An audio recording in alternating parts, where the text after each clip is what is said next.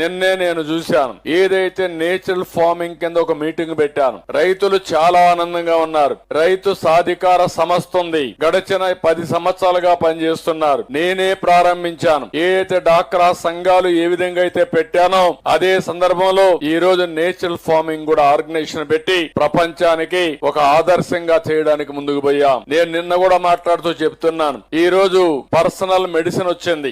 ఏ వ్యక్తికి ఎలాంటి మెడిసిన్ కావాలనో మెడిసిన్ తయారు చేసే పరిస్థితికి వచ్చింది దేశం, ప్రపంచం. అదే సమయంలో మన ఫీల్డ్ అంటే మన ఫార్మసీ కావాల్సిన అవసరం ఉంది. Food as a medicine, farm as a pharmacy పెట్టుకుంటే ఇంకా మీరు హాస్పిటల్ కి పోయే పని ఉండదు. మంచి ఆహారం తింటే ఆరోగ్యంగా ఉంటారు, ఆనందంగా ఉంటారు. దానికి కుప్పం నాంది పలిగేట్టుగా నేచురల్ ఫార్మింగ్ కి ముందుకు పోతున్నాం. ఈ రోజు ఇక్కడ నేను చూశాను, వాళ్ళ అనుభవాలు విన్నాను. ఆదాయం పెరుగుతా ఉంది. 1 ఎకరాలో కరెక్ట్ గా చేస్తే నెలకు 30,000, 35,000 రూపాయల ఆదాయాన్ని తీసుకునే పరిస్థితికి వచ్చారు. మొత్తం ఆర్గానిక్ ఫార్మింగ్ గాని నేచురల్ ఫార్మింగ్